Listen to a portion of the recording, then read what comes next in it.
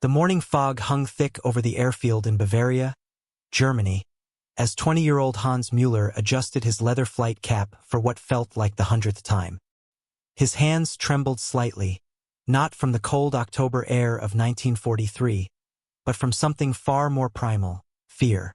Around him, mechanics rushed between the sleek, angular forms of Messerschmitt Bf 109 fighters, their engines still warm from the dawn patrol that had returned only an hour earlier. 3 planes had gone out. Only one had come back. Hans had arrived at the base just 6 days ago, fresh from flight school with barely 40 hours in the cockpit of a Bf 109. The instructors had called him a natural, praising his smooth landings and quick reflexes during training exercises over the peaceful countryside. But nothing in those sun-drenched practice flights had prepared him for this. The acrid smell of aviation fuel mixed with something darker, the way the veteran pilots avoided eye contact in the mess hall, the empty bunks that no one talked about. His squadron leader, Hauptmann Friedrich Baumer, was a different breed entirely. At 26, Baumer looked 50. His face carved with lines that seemed to deepen with each mission. He had survived 2 years of combat, an eternity in a war where the average life expectancy of a Bf 109 pilot was measured in weeks, not months. 47 kills were painted on the side of his aircraft, small Allied flags that told a story of impossible odds overcome again and again. Hans watched as Baumer emerged from the operations tent, his eyes scanning the line of aircraft with the practiced gaze of someone calculating which of his men would die today. The numbers were simple, brutal mathematics that everyone on the base understood but never spoke aloud. For every 10 pilots who climbed into a Bf 109, only 1 or 2 would survive the war. The rest would become statistics, names in logbooks, letters sent home to grieving families in Munich, Hamburg, or Berlin. The Messerschmitt Bf 109 was a masterpiece of engineering, perhaps the finest fighter aircraft Germany had ever produced. Its Daimler-Benz engine could push the plane to speeds exceeding 600 kilometers per hour, and in the hands of an expert, it could outturn and outclimb almost anything the Allies could field. But that same engineering brilliance came with deadly compromises. The narrow landing gear made takeoffs and landings treacherous, killing dozens of pilots before they ever saw combat. The cramped cockpit left little room for error, and the limited fuel capacity meant pilots were always racing against an invisible clock, knowing that running dry over enemy territory meant certain death or capture. Hans had studied the statistics during training, though his instructors had downplayed them, focusing instead on tactics and glory. The numbers told a different story. In 1943 alone, the Luftwaffe was losing pilots faster than they could train replacements. The Eastern Front was a meat grinder, where Soviet fighters swarmed in numbers that made survival almost impossible. The Western Front was hardly better, with American bombers protected by swarms of P-51 Mustangs and British Spitfires that seemed to multiply with each passing month. The veterans had their own arithmetic, darker and more honest than anything in the official reports. They said that a new pilot had a 50% chance of dying in his first 5 missions. Those who survived that initial crucible might last a few months longer, but by then, the cumulative stress, the sleep deprivation, the constant adrenaline spikes and crashes would begin to erode even the sharpest reflexes. And reflexes were everything. A moment's hesitation, a split-second miscalculation, and you became a fireball falling from 30,000 feet or worse. You survived long enough to feel the impact when your crippled plane slammed into the earth at terminal velocity. Baumer approached Hans directly, his boots crunching on the frost-covered tarmac. Up close, the squadron leader's eyes were different colors, Hans noticed with a start. One was the clear blue of a Bavarian lake. The other was clouded with scar tissue from a cockpit fire that had nearly claimed his life over Stalingrad. He carried a clipboard and a thermos of coffee that steamed in the cold air. "Your first combat mission is this afternoon," Baumer said without preamble, his voice roughened by too many cigarettes and too much shouting over engine noise. "We escort a bombing raid over Allied positions near Stuttgart. Stay on my wing. Do exactly what I do. Do not try to be a hero. Heroes die first in this war. Do you understand?" Hans nodded, his throat too dry to speak. Around them, the airfield was coming alive with purposeful activity. Ground crews loaded ammunition belts into wing-mounted cannons, each round capable of shredding metal and flesh with equal efficiency. Fuel trucks topped off tanks, dispensing the high-octane gasoline that would either carry these men to victory or turn their aircraft into flying coffins. Other pilots emerged from their quarters, some joking nervously, others silent and withdrawn, each processing their fear in their own way. The briefing room smelled of stale tobacco and nervous sweat. Hans sat rigid in a wooden chair as the intelligence officer pointed to a map of southwestern Germany, his pointer tapping against red circles that marked anti-aircraft positions. The mission was straightforward on paper. 12 Bf-109s would provide high cover for Stuka dive bombers targeting Allied supply depots. Expected enemy resistance: moderate to heavy. Expected casualties. The officer paused before saying the number. 2 to 3 aircraft. Hans did the math instantly. 25% losses. On a single mission. And they flew sometimes 3 missions a day. Beside him, a pilot named Klaus Richter lit another cigarette with shaking hands. Richter was on his 19th mission, which made him practically ancient by squadron standards. His face had developed the same 1,000-yard stare Hans had seen in Bomber's eyes, that look of someone who had watched too many friends die and knew his turn was coming. The previous week, Richter's wingman had taken flak over France and spiraled into the ground while Richter watched, unable to help, unable to look away. After the briefing, Hans walked to his assigned aircraft.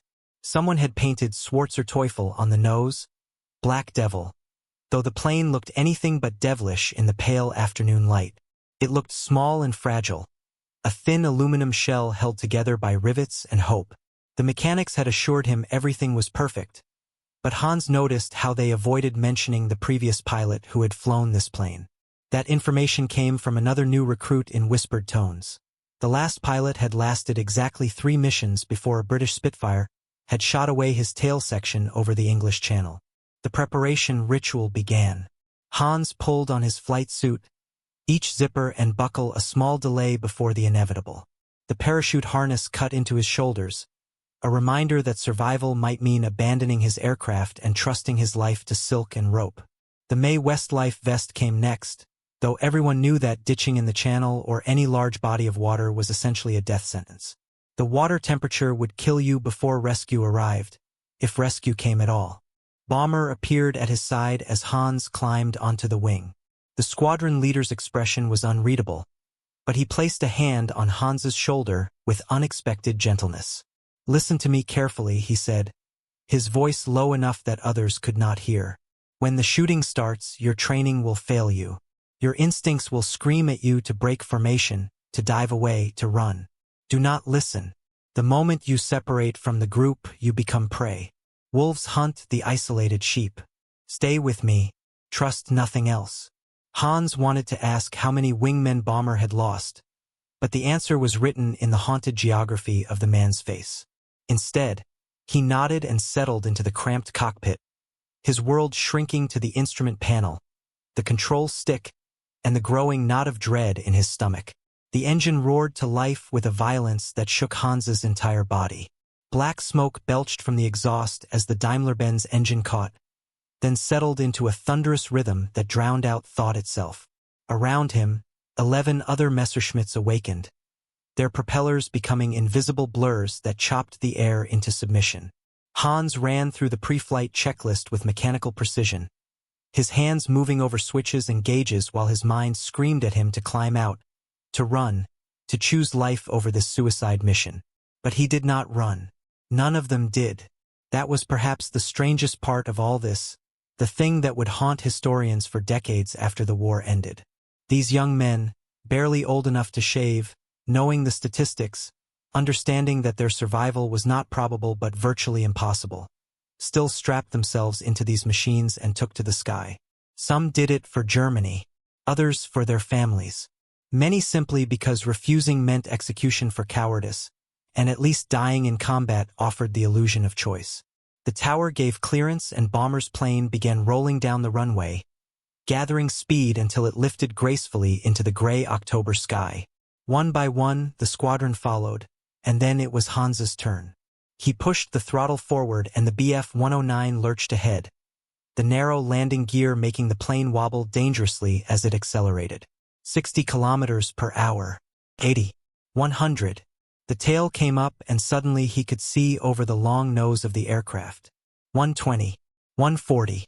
And then, with a stomach-dropping lurch, the wheels left the ground and Hans was airborne, climbing into a sky that might become his grave. The formation came together at 3,000 meters, 12 aircraft arranged in precise finger-four patterns that maximized visibility and mutual support. Below, the Bavarian countryside spread out like a tourist postcard. All rolling hills and dense forests, peaceful villages where people went about their lives unaware or uncaring that young men were about to die in the sky above them. Hans found his position on Bomber's right wing and held it there, matching every turn, every altitude change with growing confidence. They crossed into contested airspace 30 minutes later, and everything changed. The radio crackled with terse warnings from ground observers. Allied fighters spotted at Angels 20, heading northeast. Hans scanned the sky frantically but saw nothing except clouds and the glare of the sun. His heart hammered so hard he could feel it in his throat. If you're holding your breath right now, wondering if Hans will survive what comes next, take a moment and subscribe to the channel. Because what happens in the next few seconds will reveal why so many of these brave pilots never made it home. And the truth is more devastating than you can imagine. Then Bomber's voice cut through the radio, sharp and urgent. Bandits, 11 o'clock high, coming down fast. Hans looked up and saw them. 20, maybe 30 enemy fighters, diving out of the sun like birds of prey. The sky erupted into chaos. Tracer rounds cut luminous paths through the air, crisscrossing in patterns of death that seemed almost beautiful until you remembered each glowing line represented dozens of bullets capable of tearing through aluminum and flesh. Hans wrenched his control stick hard right as a P-51 Mustang flashed past. So close he could see the American pilot's face, young like his own, equally terrified, equally determined. Brake left, Bomber's voice screamed through the radio, and Hans obeyed without thinking, throwing the Bf-109 into a violent turn that pressed him deep into his seat. The G-forces made his vision tunnel, gray creeping in from the edges, but he held the turn because Bomber had told him to trust nothing else. Cannon fire stitched through the space where he had been 2 seconds earlier. Around him, the carefully organized formation had dissolved into a swirling dogfight where friend and foe mixed in a deadly ballet.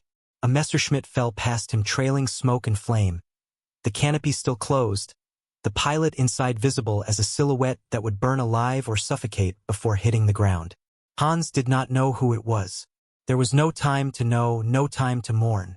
He found himself on the tail of a Spitfire, the enemy fighter weaving desperately to shake him. His finger moved to the trigger, but hesitated. This was a person, someone with a family, with dreams, with a life beyond this moment. The hesitation lasted perhaps 1 second, maybe less, but it was enough. Another Spitfire appeared from nowhere and hammered his left wing with machine gun fire. The Bf-109 shuddered violently as metal tore and systems failed. Pull up, his training screamed, but training had not prepared him for the way the control stick fought back, for the grinding noise that meant critical damage, for the smell of hydraulic fluid and burning wiring that filled the cockpit. The altimeter unwound rapidly. 2,000 meters. 1,500. His aircraft was dying and taking him with it. Then Bomber was there, his Bf-109 sliding into formation beside Hans's crippled fighter, close enough that Hans could see him gesturing frantically toward the ground. "Follow me down," the gesture said. "Stay with me. Trust me."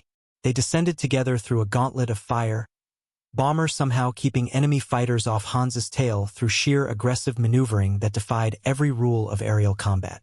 At 500 meters, Hans could see individual trees, could make out roads and farmhouses. His engine was smoking badly now, temperature gauges redlined, oil pressure dropping to nothing. Bomber pointed toward a field, flat and clear, and Hans understood. He was going to have to put this dying machine down and pray the landing gear held, pray he did not flip, pray that survival was still possible. The wheels touched earth and the Bf-109 bounced hard, then settled, rolling across harvested wheat stubble before finally lurching to a stop. Hans sat motionless in the cockpit, his hand still gripping the control stick with such force that his knuckles had gone white. The sudden silence was deafening after hours of engine roar and gunfire. Smoke curled from beneath the engine cowling, acrid and black, and somewhere in his shocked brain a voice whispered that he needed to get out before the fuel tanks exploded. But his body would not obey, locked in place by the weight of what had just happened.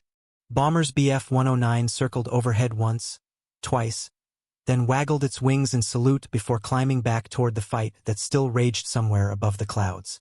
Hans was alone now, sitting in a damaged fighter in the middle of a German wheat field, alive against all probability. His first combat mission. He had survived his first combat mission. The canopy release finally responded to his shaking hands, and cool October air rushed in, clearing some of the smoke and shock. Hans hauled himself out onto the wing, his legs barely supporting his weight, and dropped to the ground. Only then did he see the full extent of the damage. His left wing looked like someone had taken a giant can opener to it. Ragged holes punched through the metal in clusters. A few centimeters to the right and those bullets would have hit the fuel tank. A few centimeters more and they would have hit him. A farmer appeared at the edge of the field, an old man with a weathered face and cautious eyes.